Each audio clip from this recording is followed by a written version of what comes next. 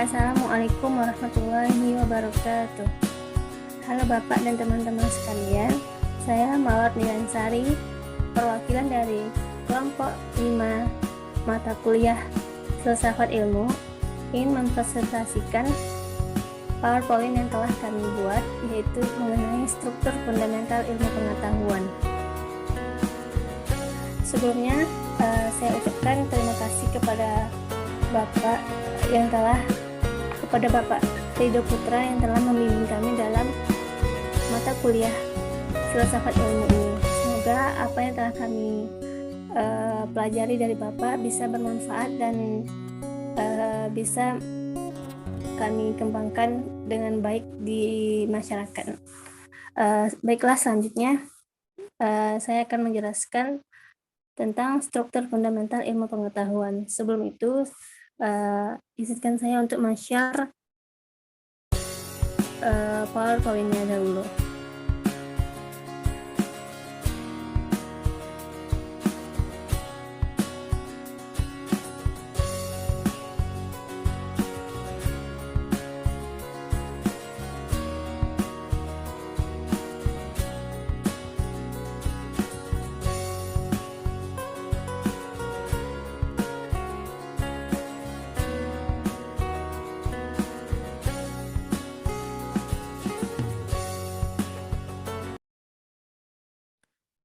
Baik, Bapak dan teman-teman sekalian,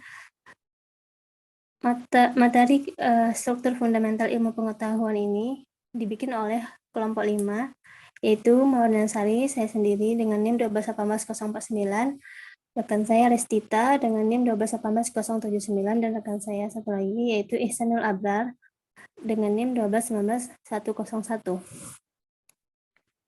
Selanjutnya saya akan menjelaskan tentang PowerPoint yang telah kami buat.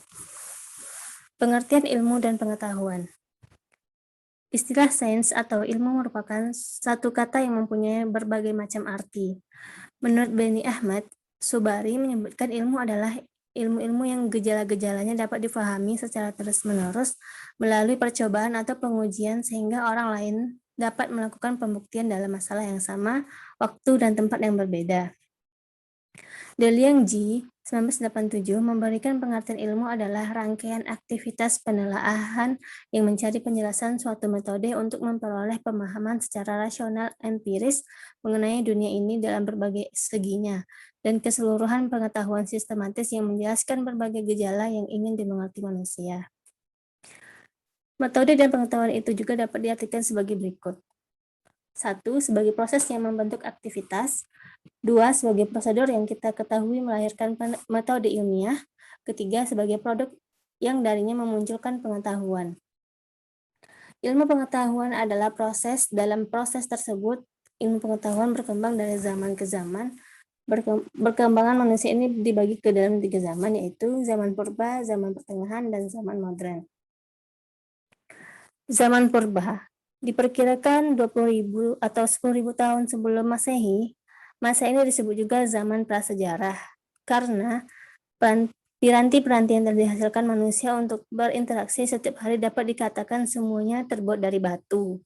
Meskipun pada zaman itu manusia dapat dikatakan masih primitif, tapi manusia mempunyai kemampuan untuk berpikir. Terbukti adanya usaha mereka untuk mempertahankan hidup walaupun pada zaman ini tingkat intelektual manusia masih sangat rendah. Zaman pertengahan. Zaman pertengahan ini mulainya penalaran yang selalu menyelidiki. Zaman ini terjadi antara waktu 600 sebelum Masehi hingga 200 Masehi. Pada tahun ini, para filsuf mulai berusaha untuk menyelidiki dan menjelaskan fenomena-fenomena alam yang terjadi. Pada zaman ini, banyak lahir filosofi yang mengemukakan tentang ide-idenya. Seperti Aristoteles sebagai tokoh Yunani yang memelopori tentang logika pemikiran deduktif. Thales yang mencetuskan teori tentang dasar astronomi dan geometri. Kita ke zaman modern. Pada zaman ini terjadi perkembangan ilmu. Zaman ini ditandai dengan beberapa sumber. Pertama, relasi yang melibatkan pemerintahan Arab di Jazirah Spanyol dengan Prancis. Kedua, perang salib yang terjadi hingga 6 kali sejak tahun 1100 sampai 1300 yang membawa keuntungan bagi perkembangan ilmu, filsafat kebudayaan, dan pengetahuan lain-lain. Ketiga, pada tahun 1453 Konstantinopel jatuh ke tangan bangsa Turki. Problem dan sikap ilmiah menurut R.C. John Baum, adapun komponen yang mempengaruhi sesuatu itu dapat dikatakan ilmu pengetahuan. Di antara 6 komponen tersebut dapat ditelaah sebagai berikut. Pertama, adanya masalah atau problem. Suatu masalah disebut masalah ilmiah jika memenuhi persyaratan, yaitu bahwa masalah itu merupakan masalah yang dihadapi dengan sikap dan metode ilmiah. Artinya, masalah tersebut terus membutuhkan sebuah solusi dan juga masalah yang saling berhubungan dengan masalah lainnya secara sistematis. Kedua, adanya sikap dalam arti sikap ilmiah. Menurut Baum, jika ilmiah meliputi 6 karakteristik pokok, yaitu 1. Keingintahuan, kedua spekulasi, ketiga kemauan untuk objektif, keempat keterbukaan, kelima kemauan untuk menangguhkan penilaian, keenam kesementaraan. Selanjutnya, adanya sikap dalam arti yang ketiga, maksud saya metode ilmiah. Esensi dari sebuah pengetahuan adalah metode. Sebab setiap pengetahuan memiliki metodenya sendiri sesuai dengan permasalahannya. Ada 5 langkah esensial dan ideal menurut Baum dalam menerapkan metode ilmiah yang harus dipahami oleh seorang peneliti atau ilmuwan, yaitu memahami masalah, menguji masalah, menyiapkan solusi, menguji hipotesis, dan memecahkan masalah. Keempat, adanya aktivitas. Aktivitas dimaksud adalah penelitian ilmiah yang memiliki 2 aspek individual dan sosial. Aktivitas penelitian ilmiah meliputi observasi. Setelah melakukan observasi, maka selanjutnya membuat hipotesis dan menguji observasi dan hipotesis dengan cermat dan terkontrol. Kelima, kesimpulan atau conclusion. Kesimpulan merupakan penilaian akhir dari suatu sikap, metode, dan aktivitas. Kesimpulan ilmiah tidak pasti, tetapi bersifat sementara dan tidak dogmatis. Bahkan jika kesimpulan dianggap dogmatis, maka akan mengurangi sifat dasar dari ilmu pengetahuan tersebut. Pada dasarnya, dari ilmu pengetahuan itu bersifat tidak stabil. Setiap generasi berhak untuk menginterpretasikan kembali tradisi ilmu pengetahuan itu.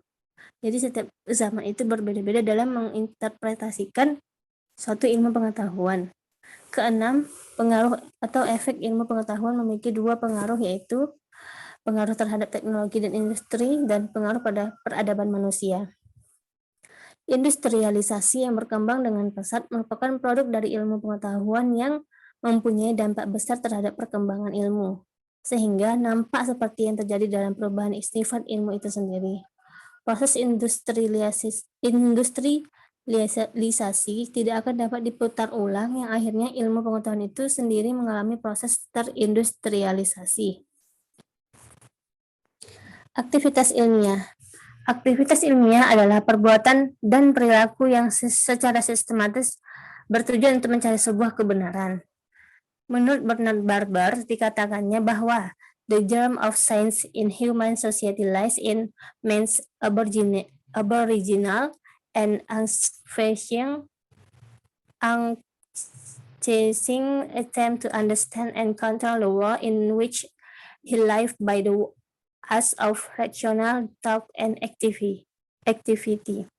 Jadi dapat disimpulkan bahwa sebuah aktivitas ilmiah adalah perbuatan manusia yang berupa usaha terus-menerus dalam memahami kehidupan melalui pemikiran dan penalaran yang logis dan ilmiah. Tujuan dari aktivitas ilmiah ini, menurut Karl Popper, tujuan itu adalah melacak pemaparan-pemaparan yang memaksimalkan tentang apa saja yang menarik untuk mendapatkan pemaparan. Menurut Delia Liangji, mengutarakan tujuan-tujuan yang ingin dicapai atau dilaksanakan dapat teratur diperinci dalam urutan berikut: wawasan, kebenaran, pemahaman, penjelasan, pengendalian, terakhir penerapan. Selanjutnya, prosedur metode ilmiah dalam mencapai ilmu. Adapun prosedur yang termasuk metode ilmiah dalam pencapaian ilmu mencakup pengamatan dan percobaan, Tetapi metode ilmiah dalam pencapaian ilmu bukan hanya pengamatan dan percobaan. Menurut Lois O. Katzoff, metode-metode ini memperoleh pengetahuan meliputi empirisme, rasionalisme, fenomenalisme, ajaran Kant, intuisionisme, metode ilmiah. Liang Ji, beliau mengemukakan tentang beberapa metode ilmiah. Terdapat beberapa metode lain yang bisa direferensikan sebagai contoh-contoh metode ilmiah, meliputi analisis, penjelasan, penggolongan, perbandingan, dan survei. Kesimpulan dari materi struktur fundamental ilmu pengetahuan ini adalah ilmu merupakan suatu proses berpikir manusia. Manusia sebagai satu-satunya makhluk yang mempunyai akal dan pikiran dan mempunyai kemampuan untuk membuat penalaran akan sesuatu, sehingga manusia akan mampu untuk meneliti hal-hal yang masih banyak membutuhkan penjelasan dan jawaban. Biasanya, kegiatan meneliti tersebut diartikan sebagai aktivitas ilmiah. Aktivitas ilmiah inilah yang nantinya menghasilkan jawaban-jawaban atas masalah yang ada, sehingga dari waktu ke waktu ilmu pengetahuan dan ilmu dapat berkembang sesuai dengan perkembangan zaman dan perkembangan tingkat intelijensi manusia.